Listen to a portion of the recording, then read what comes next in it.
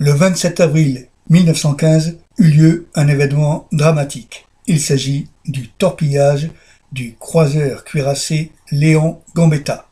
Ce navire avait à son bord 821 marins. Seuls 137 survécurent. 108 hommes réussirent à embarquer sur un canot de sauvetage. En fait, un seul canot de sauvetage put être mis à l'eau car tous les autres étaient remplis à ras-bord de pommes de terre.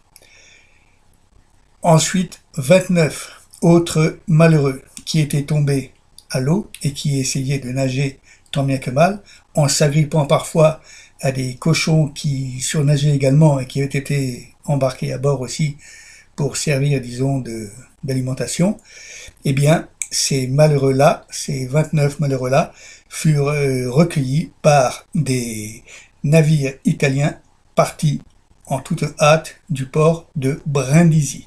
L'Italie, à cette époque-là, était encore neutre, n'était pas encore entrée en guerre. L'événement dramatique, cette tragédie, se déroula dans le canal d'Otrante. Le canal d'Otrante se trouve au sud de la mer Adriatique. Globalement, il se trouve au niveau de ce qu'on appelle le talon de la botte italienne, au niveau de la province connue sous le nom de Pouille.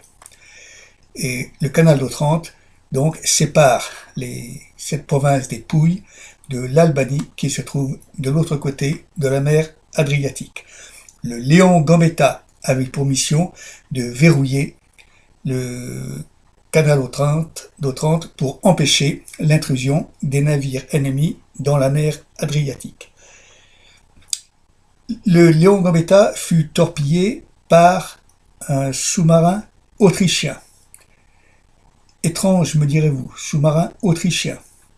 L'Autriche étant pour vous un petit pays qui n'a aucune frontière maritime et qui ne dispose d'aucun port. Mais il faut savoir qu'à l'époque, l'Autriche, c'était en fait l'Empire austro-hongrois. L'Empire austro-hongrois possédait plusieurs ports, notamment Raguse, qui deviendra par la suite Dubrovnik, du temps de la Yougoslavie, Zara, qui deviendra Zadar, Rijeka, qui deviendra Split, et surtout Trieste, qui sera remis à l'Italie à la fin de la première guerre civile européenne. Pour en venir à ces malheureux qui perdirent la vie lors du torpillage du Léon Gambetta. 821 hommes à bord, 128 recueillis sur une chaloupe, 29 recueillis par les navires italiens, les 32 officiers perdirent tous la vie. Le commandant du sous-marin qui procéda au torpillage se nommait Jörg Johannes.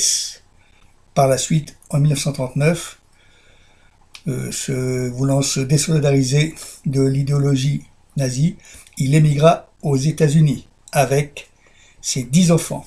10 enfants issus de 2 mariages. Sa famille était alors ruinée. Aux États-Unis, il créa une chorale qui parcourut le monde. Il acheta une ferme dans le Vermont. L'État américain du Vermont est connu une certaine célébrité grâce à cette chorale. Pour revenir à l'Empire austro-hongrois, il était alors dirigé par l'empereur François-Joseph, dont l'épouse fut la dame que l'on connaît sous le surnom de Sissi. Ce François-Joseph fut un homme très malheureux, parmi les plus malheureux de son époque, malgré son titre d'empereur. Le premier drame qui le frappa fut le fait que son frère Ferdinand Maximilien fut fusillé en 1867 au Mexique. Il avait commis l'erreur de tomber dans le piège ourdi par Napoléon III et son demi-frère, le duc de Morny, le piège étant de lui faire accepter de prendre le titre d'empereur du Mexique, ce qui déclencha une rébellion de la part d'une partie du peuple mexicain. Maximilien fut fusillé en 1867 sur ordre du général mexicain Juárez. Ensuite, en 1889, est survenu l'événement connu sous le nom de drame de Mayerling, et c'est le propre fils de François-Joseph, Rodolphe, qui se suicida. Bien entendu, nul n'ignore qu'en 1914, c'est l'assassinat de l'archiduc François-Ferdinand qui déclencha la terrible, la tragique Première Guerre civile européenne. François-Ferdinand était le neveu de François-Joseph. François-Joseph connut donc de nombreux malheurs dans sa vie et il assista en définitive finalement à la destruction, au démembrement total de son empire en 1917.